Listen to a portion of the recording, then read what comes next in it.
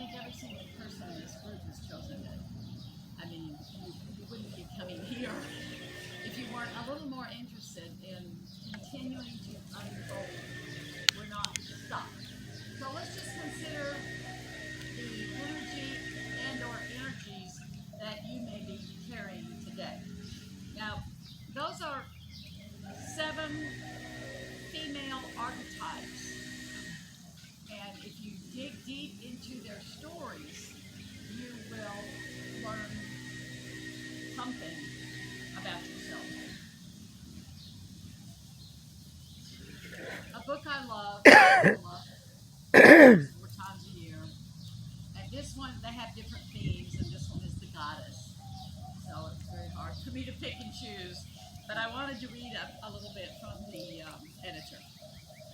She is the holy oneness. That's why she's a mystery. Says the African healer in a conversation with a Buddhist teacher in this book. He speaks of Mother Earth, whom he says we call by many names, including Goddess. The brain isn't the highest human function, points out physician Rachel Naomi Raymond in a conversation with one of the editors. The highest human function is shrouded with mystery. So with that beginning, there are essays and interviews in here that take the story of the goddess, I just told you there were 7 stories. If you want to go online, there's also 12. And as I pointed out, there's also books. This one was fun to introduce to my students. And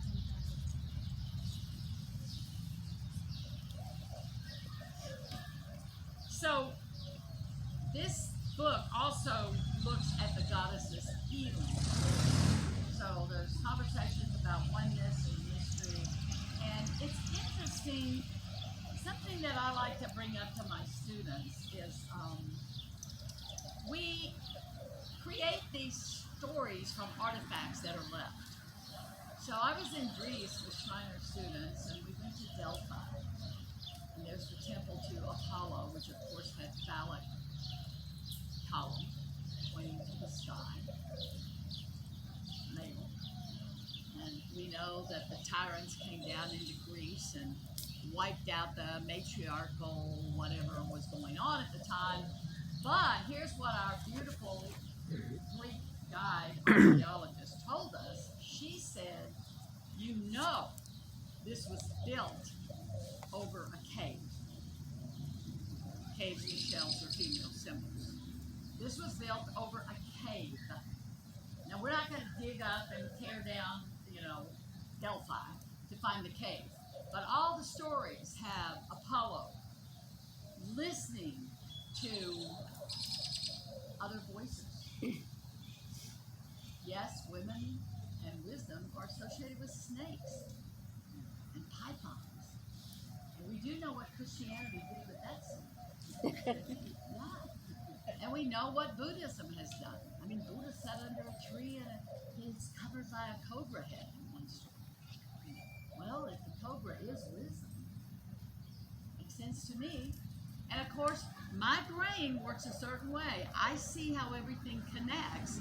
And so as reality comes at me, I am constantly seeing connections, and suddenly my life looks full of synchronicity and magic. And people around me go, wow, that's like really happening to you.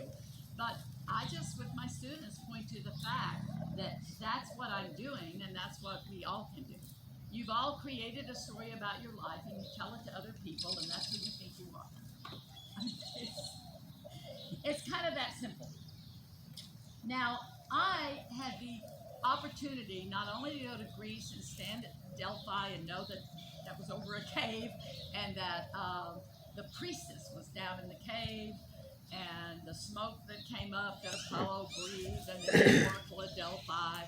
All that story was based over an older interpretation where archaeologists look at what they see and say, this female serf. Now, here's one thing that's always interested me, and that is, at what point, when a woman was out walking and she was really fat, did she dig a hole and squat and gave birth to this baby? At what point did people figure out what had happened 9 months before?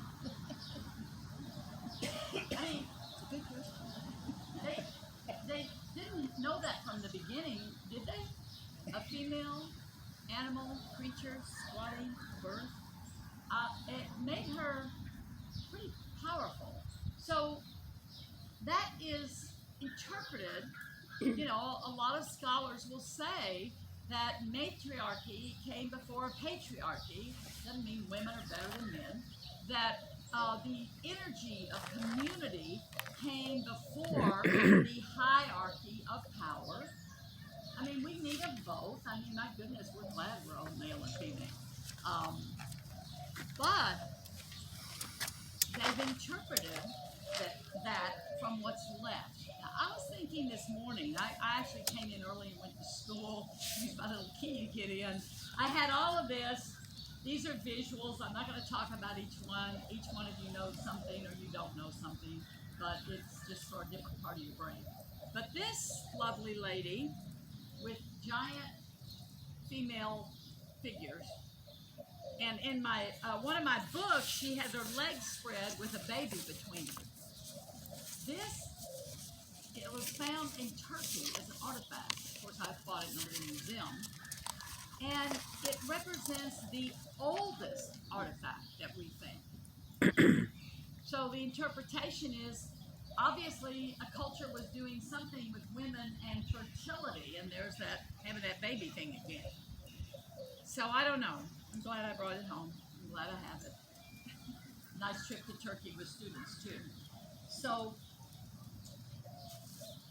with that, it's interesting to consider the wholeness and the oneness, male and female, the goddess in you, and not be exclusive, and it's not either or.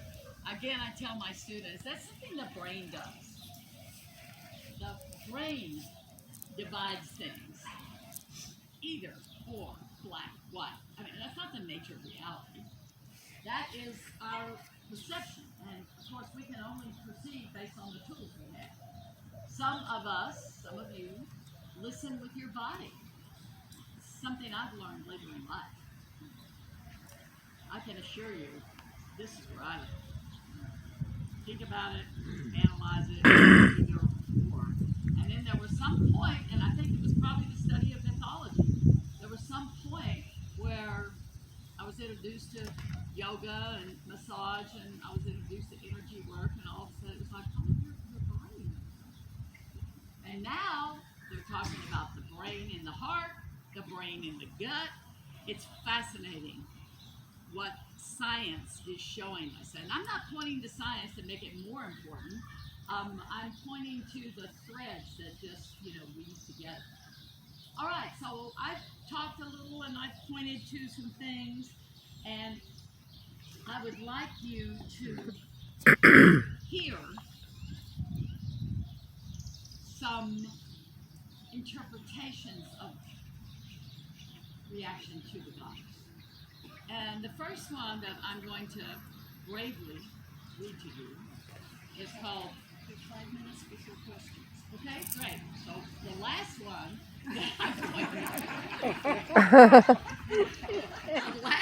that I'm going to bravely read to you. I don't know, you could call this excess, you could call it abundance. This tends to be the way I do things. I mean, there were stories here everywhere. That's one man, she's Japanese.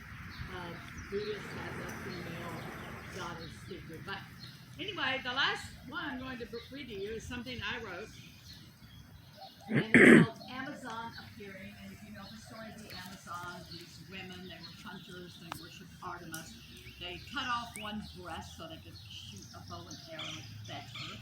They are often known as women who don't have any use for men, which may or may not be true. And you know, there was one of the women bathing, and a man looked at her, and she turned him into something and had something shoot him and kill him.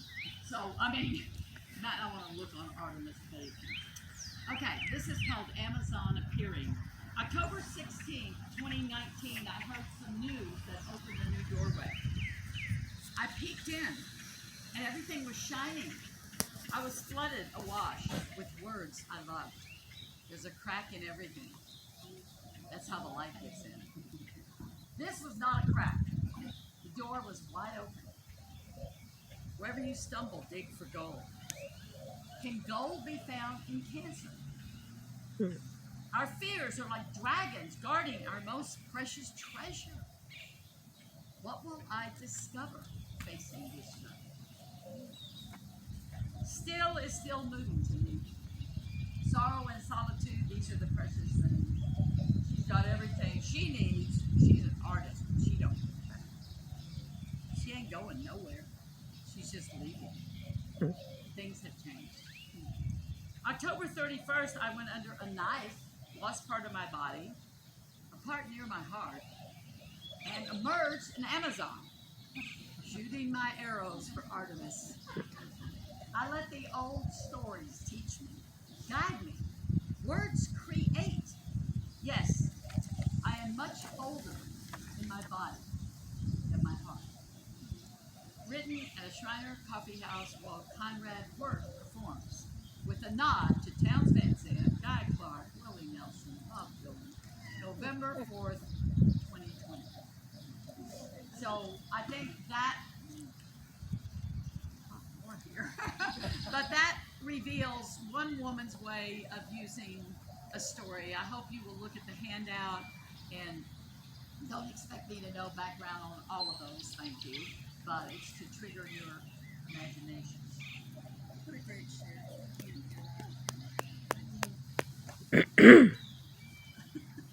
Okay, are there comments or questions? Jill, did you want to say something about when God was a woman? Or you? Oh, it's just that and the